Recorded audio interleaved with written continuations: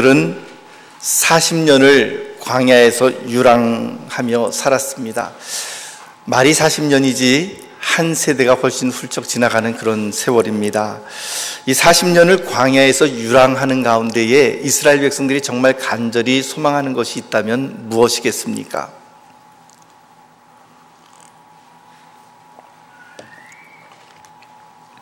(40년간의) 광야의 세월이라고 하는 것은 그야말로 정처 없는 유랑의 세월입니다. 하나님께서 인도하시는 대로 구름 기둥과 불 기둥이 움직이면 그들도 따라서 그들의 살고 있는 장막을 걷고 그것을 가지고서 그 뒤를 따라가야만 했고, 그리고 또한 그들이 농사를 지은 것이 아닌 하나님께서 내려주신 하늘의 만나를 가지고 먹고 살았지만, 그러나 아마 그들의 마음 가운데에는 이 광야에서의 삶보다는 좀 안정적이고 그리고 좀 수풀과 그리고 나무가 우거져 있는 그런 그 땅에서 정착하며 살고 싶은 마음들이 아마 굉장히 간절하게 있었을 것입니다. 그런데 드디어 때가 왔습니다. 하나님의 능력이 요단강을 끊어내시고 그리고 그들은 걸어서 요단강을 건넜습니다. 그 소식을 들은 가나안 백성들과 여리고성 사람들은 그 마음이 녹아내리고 정신이 혼미해졌습니다. 이스라엘 백성들은 그렇게 갈망하던 가나안 정복의 첫 전투를 앞두고 이제 길갈이라고 하는 곳에 진을 치게 되었습니다. 이렇게 팽팽한 가나안의 여리고성 군사들과 그리고 길갈 사이에 진을 치고 팽팽한 긴장감이 그들 사이에 흐르고 있었습니다. 지금 그렇다면 이스라엘 백성들이 마땅히 해야 할 일은 우선순위는 무엇이겠습니까? 아마도 우리가 논리적으로 생각한다면 충분한 휴식을 통해서 싸울 수 있는 체력을 비축하는 것, 혹은 전략과 전술을 짜는 것, 혹은 그동안 녹슬었던 무기들을 다시 한번 점검하고 날카롭게 가는 것, 등등 이런 일들이 아니겠습니까? 그런데 이 시점에서 우리가 볼 때에는 전혀 중요하지 않은 것만 같은 그런 일들을 하나님께서는 이스라엘 백성들에게 명령하십니다. 그것은 바로 할례였습니다. 지난주에 우리가 살펴보았던 것처럼 할례라는 것이 도대체 왜 생겼는지, 어떤 의미를 갖고 있는지를 우리가 함께 살펴보았는데, 이제 오늘 우리가 살펴봐야 할 내용은 도대체 왜 지금 이 시점에서 할례를 이스라엘 백성들이 받아야 하는가라고 하는 부분과 그 할례를 행함으로 그들에게 어떤 복이 임하게 되는가라고 하는 것을 함께 생각하며 은혜를 나누기를 원합니다. 우선 왜 그들은 이 시점에서 할례를 받아야만 했습니까? 할례와 전쟁과 도대체 무슨 관계가 있기 때문에 그런 것일까요?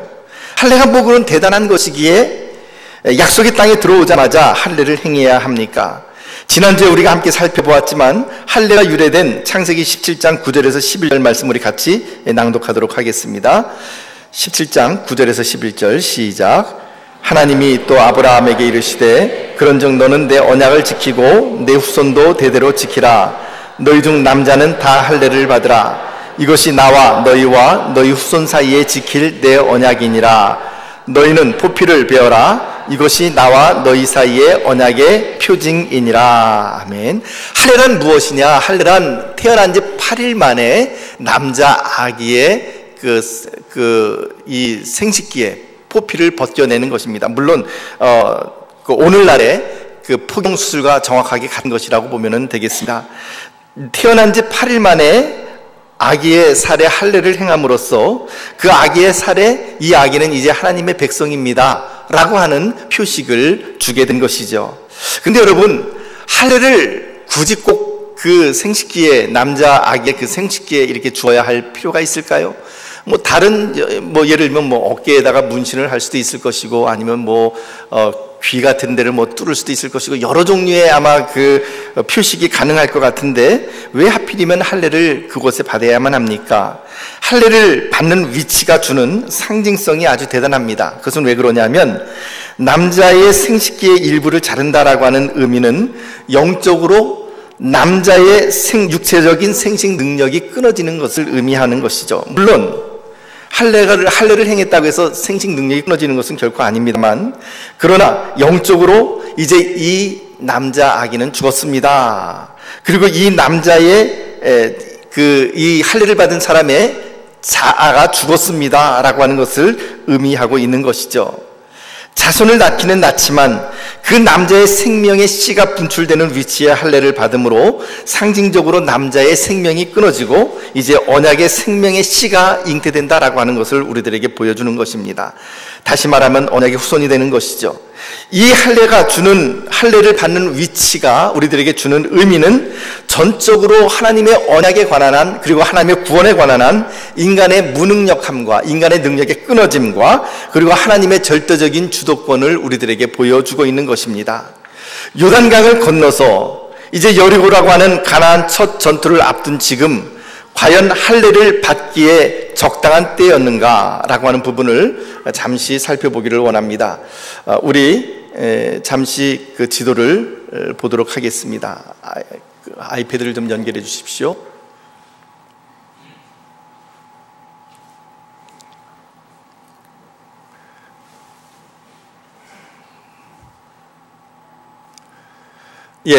지금 그 사해가 있고 그리고 여리고가 있는 요 근방에 지도가 이렇게 있는데요.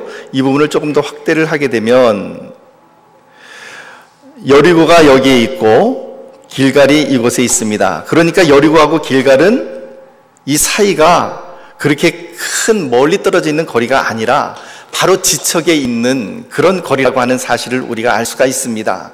그러니까 여기서 조금 좀 과장되게 말을 한다면 이곳 비전동에서 아마도 그 통목시장 정도, 그 정도 떨어져 있는 거리라고 그렇게 이야기를 해도 과언이 아닐 것입니다. 됐습니다. 이제는 접어도 되겠습니다.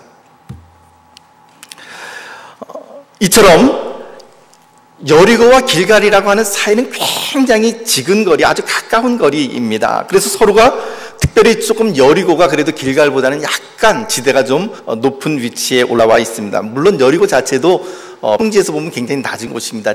그 해발 마이너스 400m에 위치하고 있는 도시이기 때문에 지상에서 가장 낮은 도시라고 이야기하는데 그 여리고보다도 길갈은 조금 더 낮은 위치에 있습니다. 그래서 여리고에서 보면 길갈에 진친 이스라엘 백성들이 다 보이는 것이죠. 한번 생각해 보십시오.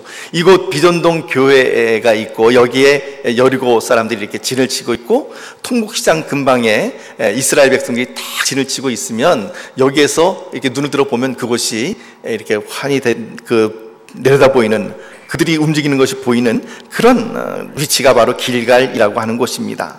그런데 그 길갈의 들판에서 하나님은 이스라엘의 모든 남자들이 할례를 받을 것을 명령을 하셨습니다. 그래서 이제 대대적인 외과 수술이 진행되는 것이죠. 7절에서 8절 말씀 우리 같이 읽어보도록 합니다. 7절에서 8절 말씀 시작.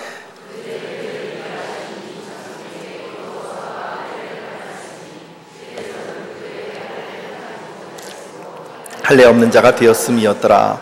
또 그 모든 백성에게 할례 행하기를 마침에 백성이 진중 각 처소에 머물며 낫기를 기다릴 때에, 우리가 이미 알고 있는 것처럼 이스라엘 백성들은 전쟁을 눈앞에 두고 있습니다. 그런데 그 전쟁을 눈앞에 두고 있는 그 상대방이 아주 멀리 있는 것이 아니라 눈을 들어보면 바로 코앞에 있는 바로 그 장소에 있는 사람들 앞에서 이제 부싯돌로 칼을 만들어 할례를 행해야만 했습니다. 왜 부싯돌인가? 라고 하는 부분은 이것도 굉장히 또 중요한 문제이기 때문에 다음 주에 이어서 다시 한번 말씀드리겠습니다만, 그 당시에는 마취제나 마취 주사가 있었으리 만무한 그런 상황이었죠. 그러니까 할례를 행할 때, 이 외과적인 수술을 할 때에 부싯돌로 칼을 만들어서 그것으로 포피를 베어내는, 그야말로 생사를 도려내는 그런 외과 수술을 하니 그 통증이라는 것은 이루 말할 수가 없었습니다. 할례를 받는다라고 하는 것은 군인들에게 있어서는 완벽한 무장 해제와도 똑같은 것이었습니다. 왜냐하면 그 통증이 완전히 아물기까지, 어느 정도 아물기까지 일주일 정도는 전혀 움직이지 못할 그런 상황이기 때문에 그렇죠. 창세기 34장 말씀을 보면 이 할례의 고통이 얼마나 심한지 우리들에게 보여주는 장면이 나타납니다.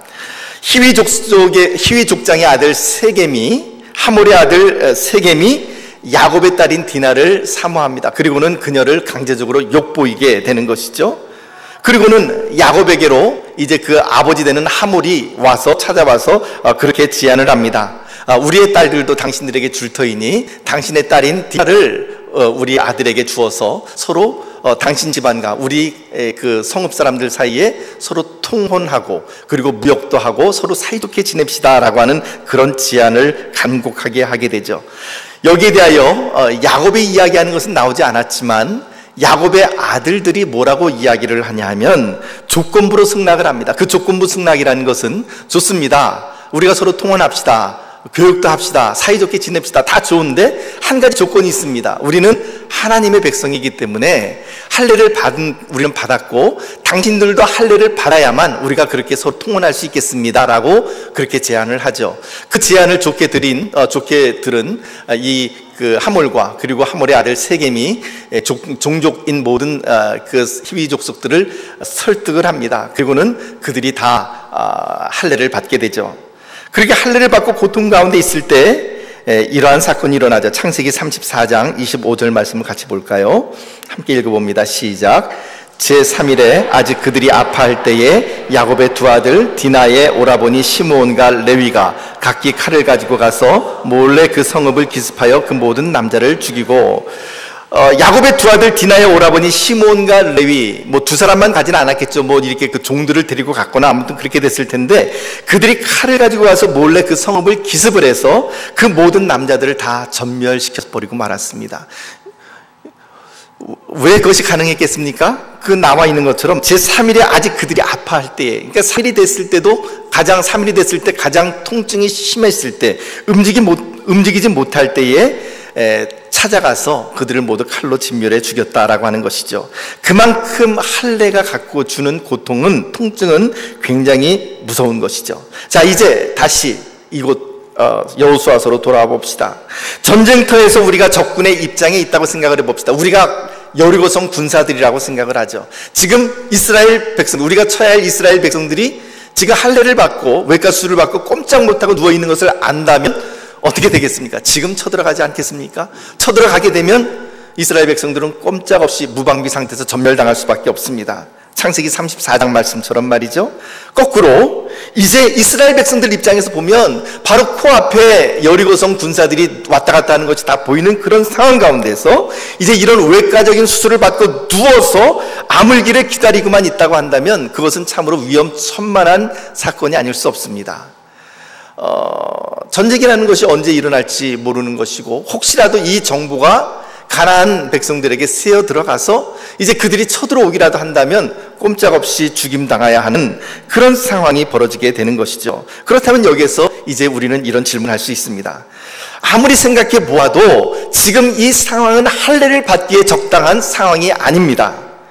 할례를 받기에 적당한 상황이라고 한다면, 굳이 할례를 받아야 된다면 여리고성을 다 쳐서 그 정을 접수하고 난 이후에 사주 경계를 철저히 하고 그리고 난 이후에 할례를 받든지, 아니면 더 좋은 것은 꼭 할례를 받아야만 한다면 요단강을 건너오기 전에 모압 땅에서 그들이 할례를 받고 다 아물고 난 다음에 전투력을 회복해서 요단강을 건너가는 것, 이것이 훨씬 더 타당하고 논리적이지 않겠습니까? 그런데 이처럼 위험천만한 행동을 이스라엘 백성들이 고안해낸 것도 아니고 바로 하나님께서 이스라엘 백성들에게 명령하고 계시다라고 하는 것입니다.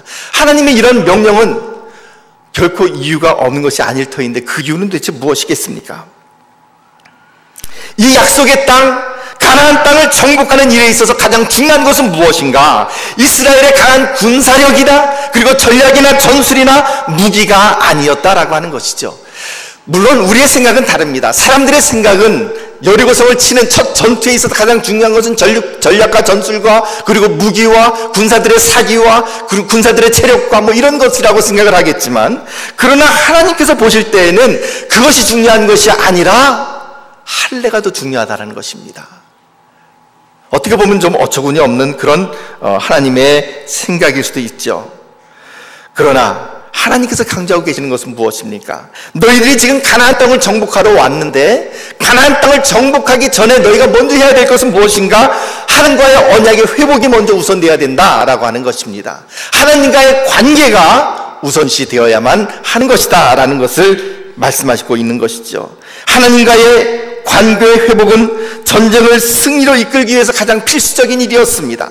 우리가 볼 때는 전쟁과 할례는 아무런 관계가 없는 것처럼 보이지만, 그러나 하나님께서는 이스라엘 백성들이 거룩함을 회복해야 되고 언약을 회복하는 그것이야말로 이 전쟁의 승패와 직결되어 있는 바로 그런 상황인 것을 이스라엘 백성들에게 이야기하고 있는 것이죠. 즉 이스라엘 백성들의 거룩함이야말로 여리고성 전투의 승리를 좌우하는 중요한 요인이라고 하는 사실을 우리들에게 보여주고 있는 것입니다. 이것이 바로 적진을 앞에 두고 우선적으로 할례를 받아야 할 이유였습니다. 사랑하는 성도 여러분, 우리에게도 동일한 원리가 진행됩니다. 동일한 원리가 우리들에게도 적용되죠. 우리들 앞에 얼마나 중요한 일들이 많이 있습니까? 여러분들도 여리고성 전투처럼 내 앞에 싸워야 할, 그러나 내 힘으로 정복하기 참 버거운 그런 여리고성들이 우리 앞에 다 각각 하나씩 있습니다. 그 여리고성이 무엇인지 여러분들이 다 잘 아시죠? 그런데 그 여리고성을 치리에 앞서서 먼저 하나님과의 관계가 우선되어야 된다는 것을 하나님께서는 우리들에게 분명하게 말씀하고 있는 것입니다. 사업을 앞두고 있다면 사업이 번창하는 것이 너무나도 중요하지만 사업 이전에 하나님과의 관계가 먼저 우선되어야 된다는 것이죠. 하나님과의 거룩이 먼저 회복되어야만 그 다음에 그 사업이 의미가 있다라고 하는 것입니다. 요즘 우리 청년들 가운데 가장 중요한 것이 취업 문제인데, 이 일자리 문제에 있어서 일자리를 얻는 것도 너무나도 중요하지만 그 일자리 이전에 먼저 하나님과의 거룩함과 하나님과의 관계가 회복되는 것이 우선이다라는 것을 말씀하고 계십니다.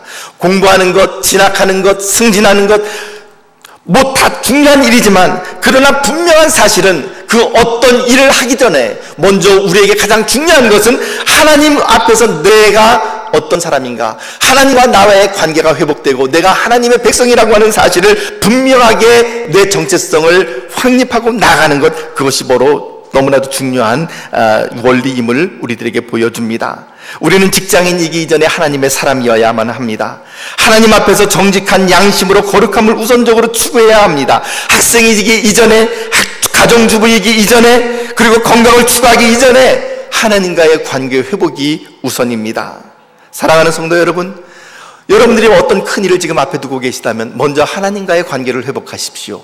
하나님과의 관계를 먼저 회복하시며 하나님과 친밀함을 회복하십시오. 영적인 회복이 우선입니다. 그 이후에야 우리의 육체적인 문제가 해결될 수 있을 것입니다. 이스라엘 백성들 입장에서 생각을 해봅니다. 이스라엘 백성들 입장에서는 말씀드린 것처럼 이 하나님의 명령은 참으로 황당하기 그지없습니다.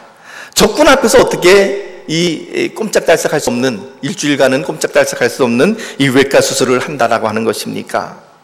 이 황당한 하나님의 명령 앞에서, 그런데 놀라운 사실은 이스라엘 백성들이 불평하거나 이의를 제기하고 있는 모습이 오늘 본문에서는 보이지 않는다라고 하는 사실이죠. 40년 전에 가데스 바네아에서 이스라엘 백성들이 정탐꾼을 가나안 땅에 보냈습니다. 그 10명의 정탐꾼이 돌아와서 아주 부정적인 보고를 했습니다. 가나안 땅에 그 성벽이 하늘에 닿았고 그곳에는 거인 족속에서 우리가 능히 정복할 수도 없고 그들 앞에서 우리는 메뚜기와도 같다라고 그렇게 부정적인 보고를 했을 때에 이스라엘 백성들이 울며, 그리고 그들이 모세를 향하여, 하나님을 향하여 불평하며 원망했던 사건을 우리가 바라보고 있죠. 그러나 지금 현재는 40년 전에 있었던 그런 사건들, 그런 모습들이 보이지 아니한다라고 하는 것이 달라진 모습이라고 할 수 있겠습니다. 하나님께서는 이 할례를 명하셨고 이제 이스라엘 백성들은 그 하나님의 명령에 순종하였습니다. 그것을 받아들였습니다. 그때 그들의 마음속에는 이런 생각이 들었죠.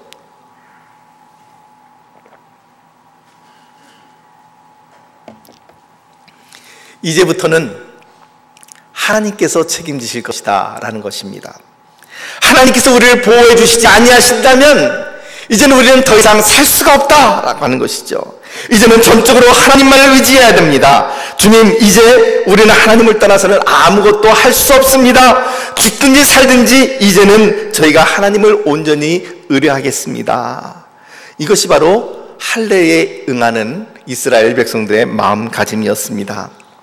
어찌 보면 자살 행위와도 같은 모습이었지만 하나님의 명령이었기에 그대로 순종을 합니다. 사랑하는 성도 여러분, 우리 모두에게는 크고 견고한 성 여리고가 우리 모두 앞에 있습니다. 내 힘으로 정복할 수가 없죠. 이 여리고를 어떻게 정복할 수 있겠습니까? 여리고를 정복할 수 있는 유일한 길은 오직 하나님을 신뢰하는 것밖에는 없습니다. 하나님을 의지하며 나가는 수밖에 없습니다. 하나님 앞에 절대적인 순종을 해야 합니다. 그 순종을 하는 것이 나에게 손해를 보는 일이라 할지라도, 혹은 내 생명을 걸어야 하는 일이라 할지라도, 때로는 걸어야 한다면 걸어야 하는 것이 바로 우리들의 순종의 모습입니다. 내가 지킬 수 있는 것만 순종한다면 그것은 순종이라고 말을 할 수 없습니다. 내가 손해보고 또 내가 도저히 이 하나님의 말씀을 지킬 수 있는 내 힘이 나에게 없을 때에도 하나님 앞에 기도하며 그 말씀 가운데 순종함으로 나가는, 그것이 바로 참다운 순종입니다. 우리가 하나님을 떠나서는 아무것도 할 수 없습니다. 저도 그렇고 여러분들도 그렇습니다. 예수님께서 이런 동일한 교훈을 가르쳤습니다. 요한복음 15장 4절에서 5절 말씀을 보면 그 유명한 포도나무 말씀이 있는데 우리 다 같이 읽어봅니다. 시작. 내 안에 거하라, 나도 너희 안에 거하리라. 가지가 포도나무에 붙어있지 아니하면 스스로 열매를 맺을 수 없음같이 너희도 내 안에 있지 아니하면 그러하리라. 나는 포도나무요 너희는 가지라. 그가 내 안에 내가 그 안에 거하면 사람이 열매를 많이 맺나니 나를 떠나서는 너희가 아무것도 할 수 없음이라. 아멘. 사랑하는 성도 여러분, 오늘 이 시간 우리가 고백해야 될 말이 바로 이것입니다. 주님께서 말씀하시고 가르치셨던 것처럼 나를 떠나서는 너희가 아무것도 할 수 없음이라. 이것을 오늘 우리가 고백해야 됩니다. 하나님, 그렇습니다. 주님을 떠나서는 내가 아무것도 할 수 없습니다. 이것이 바로 오늘 우리의 고백이죠. 우리 한번 고백해 볼까요? 주님을 떠나서는 내가 아무것도 할 수 없습니다. 믿으십니까? 이것이 정말 여러분들의 고백입니까? 그 고백을 우리가 오늘 해야만 하는 것이죠. 우리는 하나님을 믿습니다. 믿으십니까? 우리는 하나님의 백성으로 살아갑니다. 역시 믿으십니까? 그렇다면 우리가 하나님의 자녀라는 의미는 무엇입니까? 우리가 하나님을 믿는다라고 하는 말씀의 의미는 무엇일까요? 나와서 예배당에 나와서 예배를 드리는 것으로 우리가 하나님을 믿는 것일까요? 예, 그것도 하나의 믿음의 표현 방식이지만, 그러나 하나님을 믿는다는 것은 바로 이런 신앙 고백이 있는 것을 의미하는 것입니다. 주님, 하나님만이 나의 주인이십니다. 주님께서 나의 삶을 책임지십니다. 주님을 떠나서는 내가 아무것도 할 수 없습니다. 그러니 주님, 이제는 살든지 죽든지 내가 오직 주님만을 의지합니다. 이 고백이 바로 우리의 믿음의 고백입니다. 사랑하는 성도 여러분, 이 고백이 저와 여러분들의 고백이 되시기를 예수님의 이름으로 축복합니다. 자, 그렇다면 이제 이런 믿음의 고백, 죽든지 살든지 주님께서 명령하신 대로 나가겠습니다 라고 말씀하시는, 거기에 하나님의 말씀에 순종하는 그런 자들에게 임하게 되는 하나님의 축복은 무엇인가? 여호수아서 5장 9절 말씀 우리 같이 읽어봅니다. 여호수아서 5장 9절 말씀 시작. 여호와께서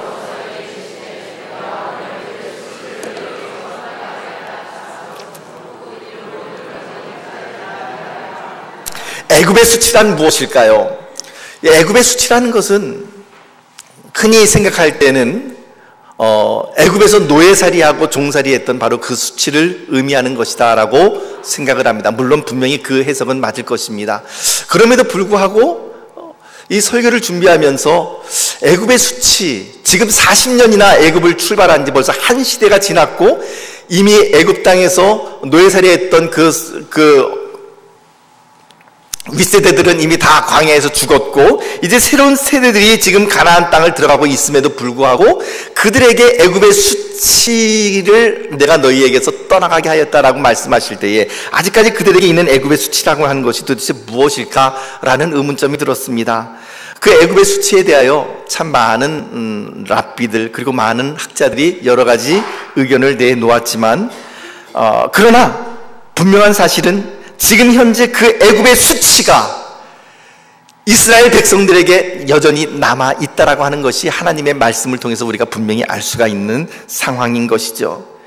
이스라엘 백성들을 향하여 이방 민족들이 비아냥거립니다. 너희들은 애굽의 노예들이 아니냐라고 이야기를 합니다. 이 이스라엘 백성들 자신들도 그렇게 말을 합니다. 우리는 애굽에서 노예살이 했던 사람들이다 라고 말을 합니다.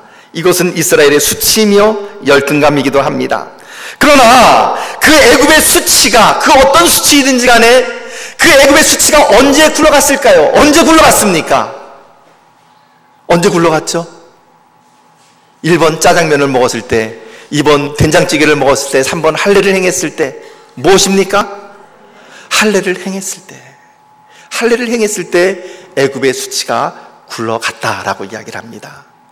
여러분, 할례를 행했을 때, 물론 할례를 행한 그것이 얼마나 중요한가라고 하는 것을 하나님께서는 이스라엘 백성들에게 알려주시기를 원하셨고, 그리고 하나님께서 또한 한 가지 더 원하시는 것이 있었습니다. 너희들의 생명을 나한테 맡기라 라고 하는 것이죠. 나를 믿고 할례 받으라 라고 하는 것이었죠.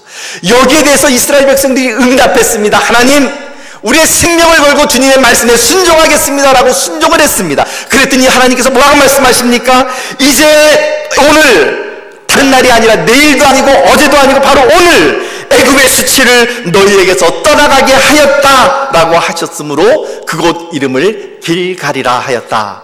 길갈이라고 하는 이름이 여기에서부터 유래가 되는 것을 말씀하고 있습니다.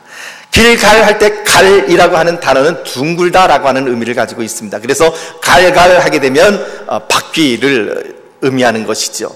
그러니까 길갈은 바퀴가 굴러가듯이 굴러간다라고 하는 것입니다.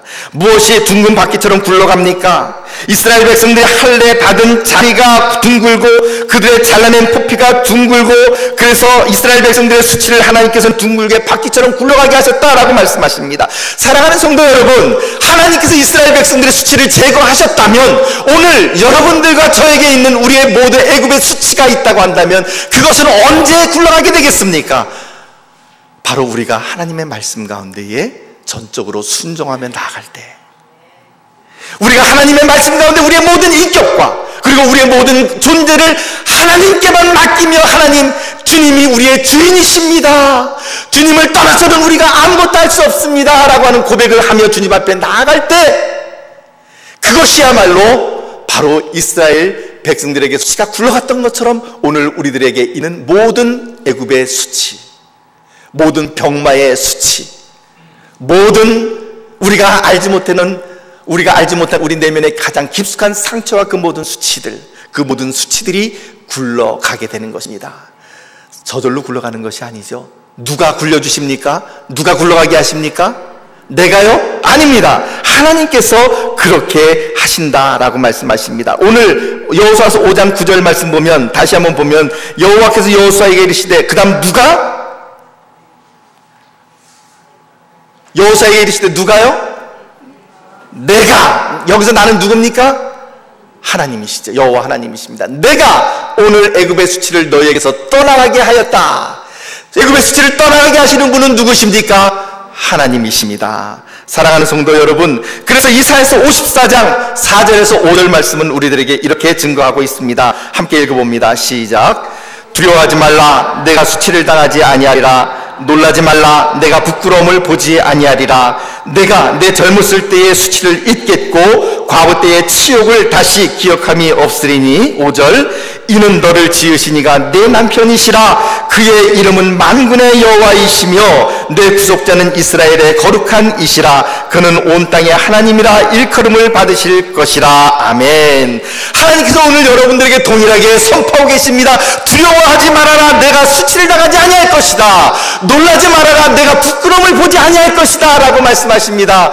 할렐루야. 하나님께서는 오늘 우리의 수치를 굴러가게 하시는 분이십니다. 너는 나의 신부다, 내가 너의 창조주다 라고 하나님께서는 말씀하십니다. 나를 붙드는 자, 십자가를 붙드는 자 결코 수치를 보지 아니할 것이다 선포하시고 계시는 것이죠.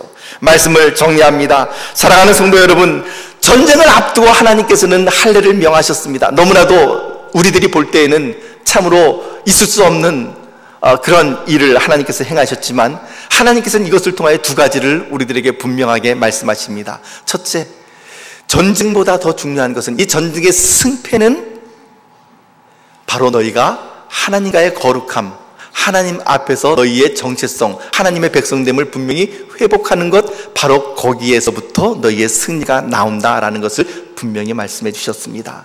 사랑하는 성도 여러분, 전쟁과 할례가 무슨 관계가 있는가 그렇게 말씀을 하실지 모릅니다. 사업과 공부하는 것과 예수님을 믿는 것이 도대체 무슨 관계가 있는가라고 질문을 하실지 모르겠습니다.